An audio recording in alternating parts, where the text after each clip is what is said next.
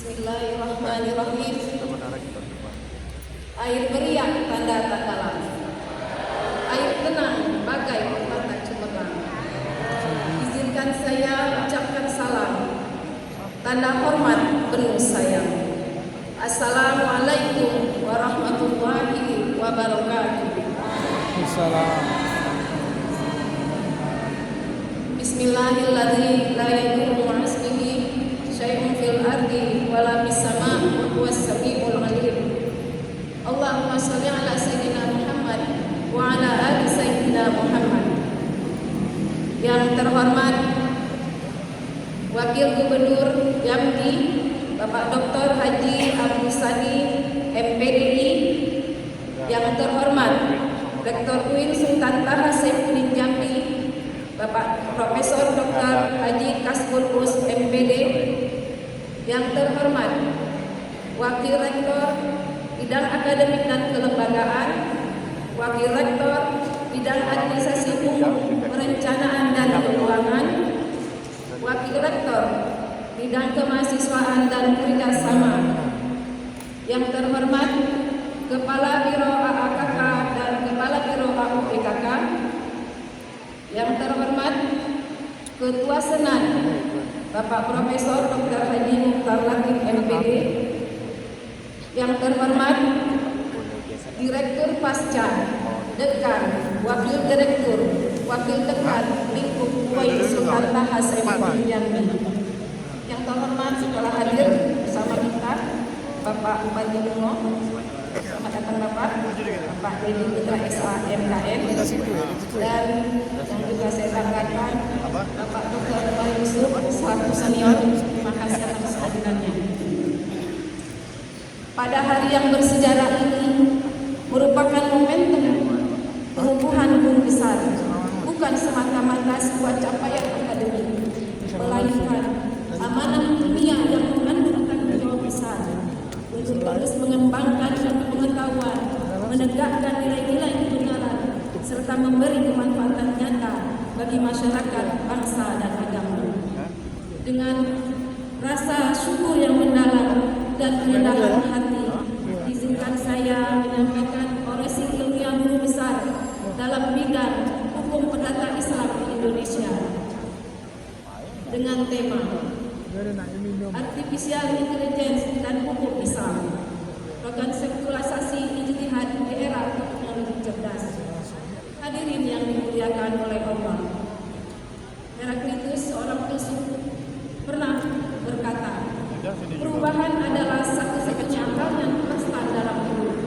Hari ini, era Society 5.0 telah membawa satu entitas baru ke tengah peradaban manusia, yaitu hadirnya artificial intelligence atau kecerdasan buatan.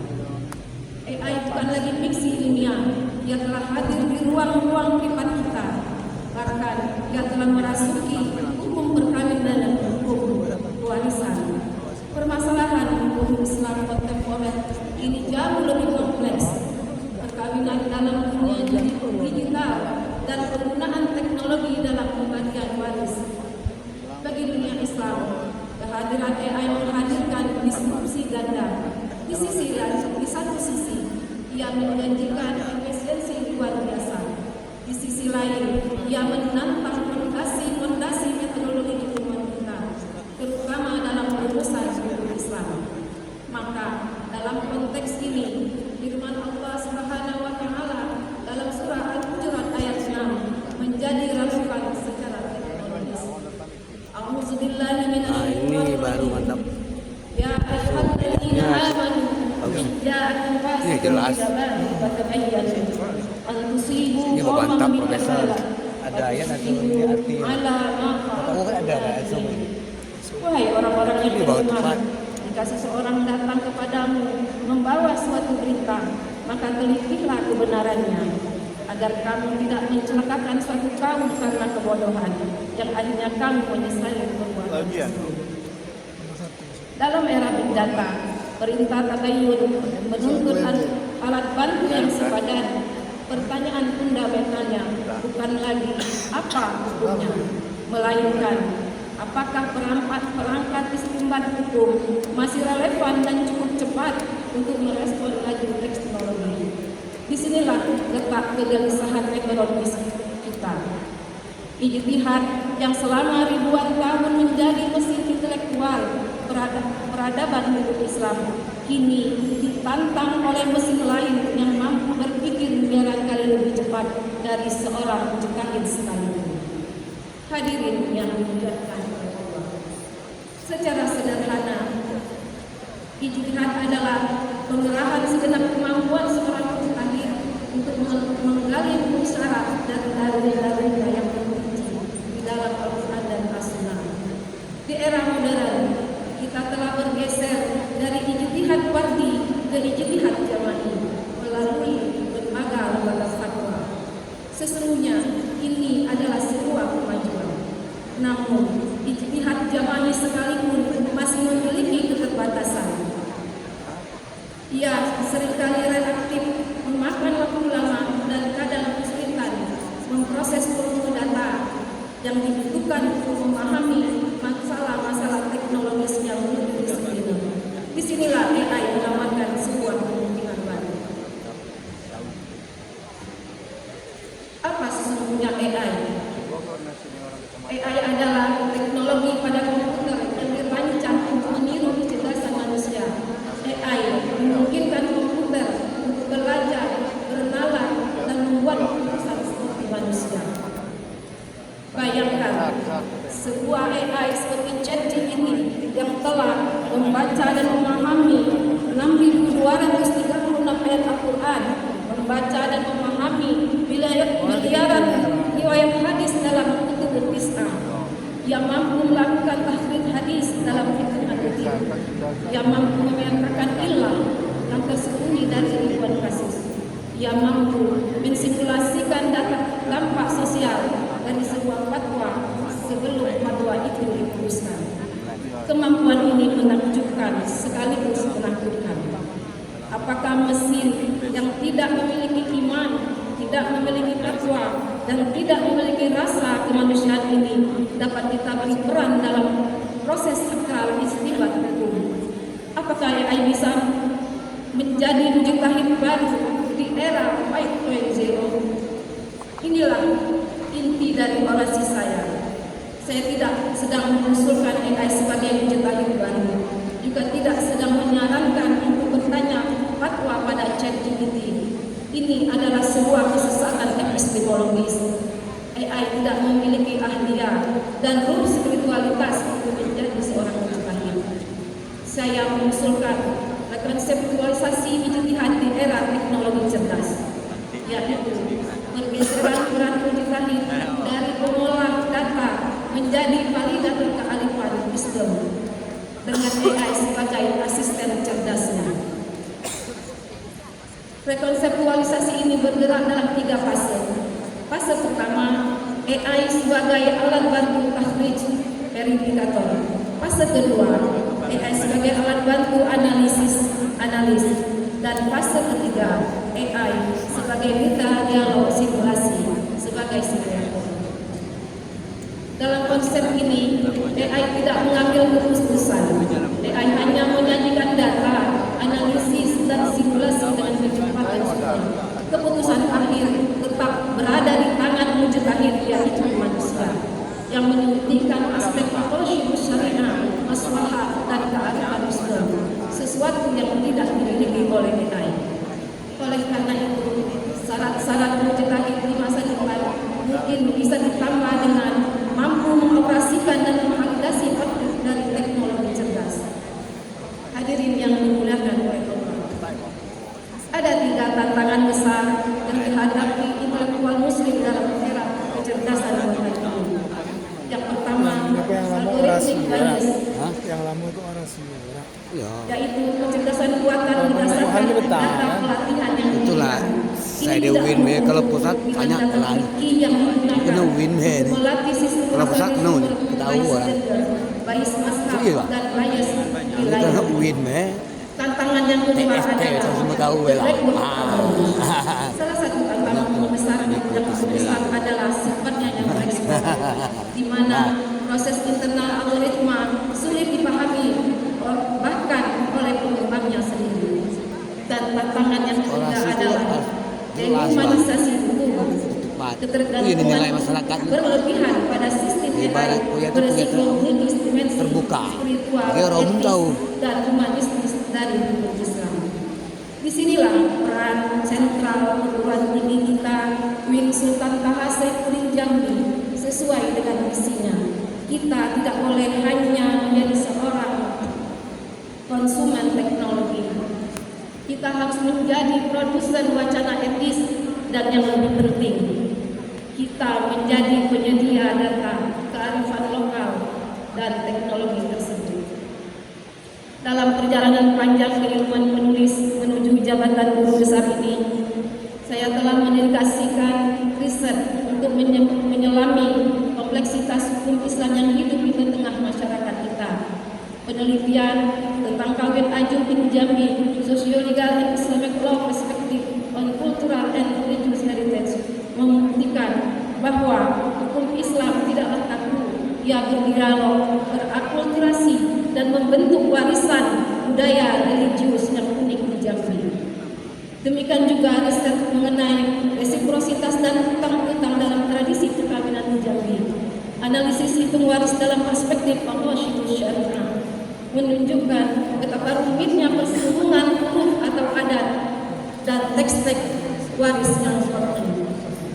Hadirin yang dimuliakan, dua penelitian tersebut adalah contoh kecil dari ribuan data sosiolog dan antropologis di luar sana. Data-data tentang living law inilah yang tidak dimiliki oleh AI. Inilah kearifan yang harus kita ajarkan pada mesin. Pertanyaan kini, bagaimana AI dapat membantu mujtahid tidak hanya memahami teks suci, tetapi juga memetakan praktek huruf yang kompleks seperti kawin ajung atau tradisi hitung waris? Bagaimana AI dapat membantu kita mengidentifikasi mana adat yang sejalan dengan Al-Rasyidus Syariah dan mana yang harus dikoreksi? Oleh karena itu, UIN Jambi yang memiliki keunggulan distintif harus menjadi rumah bagi para peneliti living law dan fikih sosial. Tugas kita ke depan adalah menjembatani khazanah penelitian sosial legal dan dengan para teknolog dan para data dan para pakar data sains. Pasca sarjana Fakultas Syariah, Fakultas Sains dan Teknologi harus berkolaborasi. Kita harus menciptakan kurikulum digital fit atau AI ethics in Islamic law. Tetapi kita harus mendidik calon-calon mujtahid yang tidak hanya fasih atau huruf, tetapi juga fasih membaca kode dan algoritma, serta sensitif dalam membaca realitas sosial budaya ini. Pada akhirnya, AI adalah kecerdasan kolektif, merupakan alat sebagaimana pisau di tangan para ilmuwan yang dapat menjadi instrumen untuk menginovasi yang bermanfaat. Rekonseptualisasi ijtihad ini bukanlah upaya untuk mendegradasi kesakralan hukum Islam, melainkan justru upaya untuk memastikan keberlanjutannya. Kita tidak sedang mengganti wahyu dengan algoritma, tetapi kita memanfaatkan algoritma untuk lebih baik memahami konteks di mana wahyu itu harus diimplementasikan. Rabbana ma khalaqta hadza batila subhanaka qina adzabannar. Ya Tuhan kami, tiadalah Engkau menciptakan ini dengan sia-sia. Maha suci Engkau, maka peliharalah kami dari siksa neraka. Dalam kesempatan ini juga izinkan saya untuk menyampaikan terima kasih dan penghargaan yang tak terhingga kepada Kementerian Agama RI atas kepercayaan kepada saya untuk memperoleh gelar guru besar dalam bidang hukum perdata Islam Indonesia. Rektor UIN Sultan Taha Saifuddin Jambi atas dukungan doa dan bantuan yang luar biasa. Wakil Rektor, Kepala Biro, Kepala Badan Umum Akademik, Direktur Pasca Sarjana, Ibu Profesor Dr. Krisnita IPD, selaku inspirator. Itu nilai orasi profesor. Dan motivator sehingga saya bisa sampai di titik ini. Dekan Fakultas Syariah, terima kasih atas dukungan, kepercayaan dan bimbingan yang telah diberikan selama ini.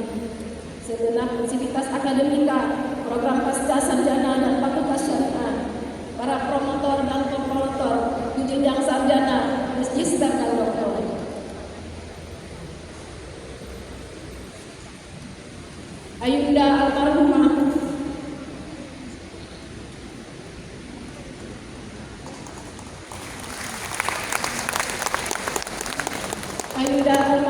Profesor Dr. Mahmuda, senior masa santri yang telah menjadi mentor saya selama ini.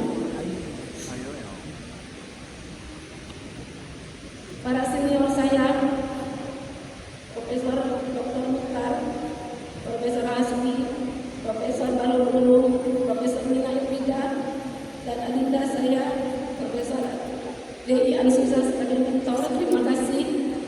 Terima kasih para teman sejawat, Dr. Abdul Halim, Dr. Ilyani, Herman Tuhan MPhD, Dr. Khalil, Mustia, MSc, Dr. Rubianto, dan seterusnya. Tidak bisa saya sebutkan satu persatu. Kaprodi dan Seprodi Lingkup Fasilitas Sarjana dan Fakultas Syariah, teman-teman seperjuangan, serta para guru dan dosen selama pendidikan di jenjang SD, Pondok Pesantren Darussalam, Strata 1, Strata 2, dan Strata 3 di UIN Yogyakarta. Tim support saya yang senantiasa standby, Gina, Dia, Edia, Suci, Pepi, Eni, Wulan, Nayu, Betty, Amdi, dan seterusnya yang tidak bisa saya sebut satu persatu. Teman-teman seperjuangan menuju guru besar yang saya hormati, saudara kami Profesor Lukman Hakim, Profesor Rami Dayati, Profesor Mariani, semua pihak yang mendukung, yang tidak bisa saya sebutkan satu persatu, yang memberi semangat dan support yang amat luar biasa sehingga sampai pada peralihan guru besar ini. Terima kasih atas kebaikan. Semoga Allah akan membalas semua dan mencatat takdir kebaikan untuk kita semua. Pengumuman guru besar ini saya persembahkan kepada yang terhormat dan saya banggakan orang tua saya, ayahanda almarhum Dr. Anda Sadia Anzahar dan ibunda saya Hadis Siti Hadijah. Alhamdulillah hadir pada hari ini memberikan support kepada saya atas segala perjuangan, pengorbanan, serta doa yang tak pernah henti dipanjatkan. Doa yang menjadi penopang keteguhan dan kemandirian anak-anaknya dalam menampaki dinamika kehidupan dan lingkungan yang tidak ternilai, yang mengiringi setiap langkah hingga saya menuju anugerah ini sebagai guru besar. Bapak mertua saya almarhum Abi Samia dan ibu mertua saya almarhum Rohani, atas kasih sayang, doa dan dukungan. Suami saya yang tercinta, Ini tuh manusiawi itu.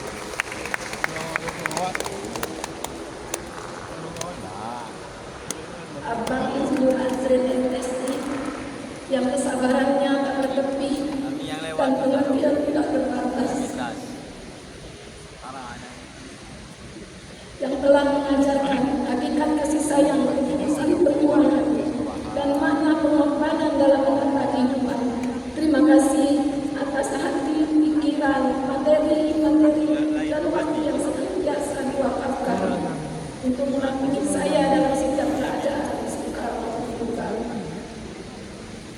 Putra terkasih saya, Noval Hardi Al-Anim SPI, Aiman Nafis Al-Fawas, dan Syafiq Aidi Al-Hanan yang menjadi anugerah terindah dan sumber kekuatan dalam setiap langkah kehidupan. Terima kasih atas keceriaan, semangat, dan doa yang kalian hadirkan setiap hari.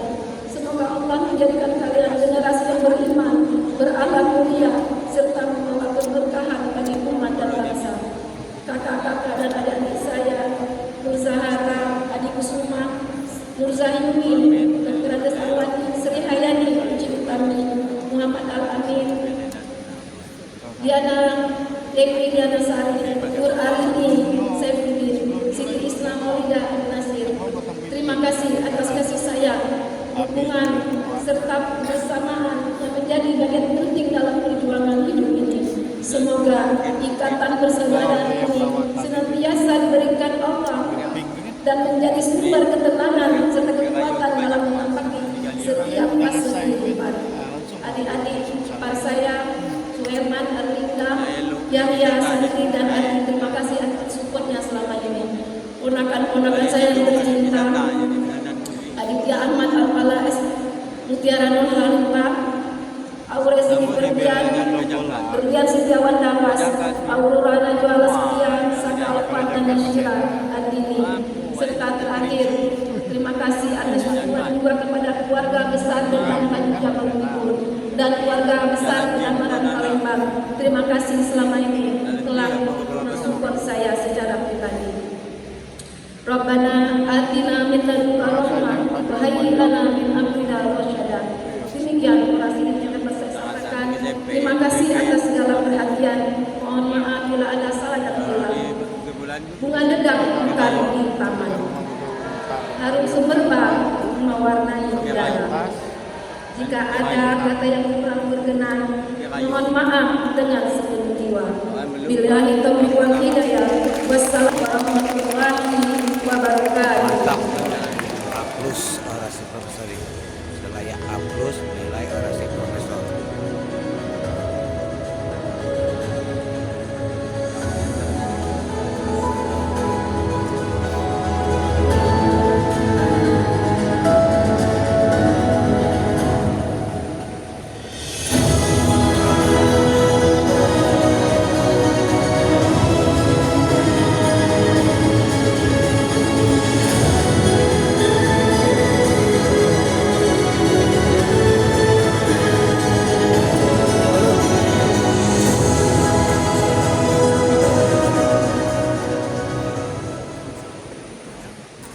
Riwayat hidup guru besar Profesor Dr. Rahmi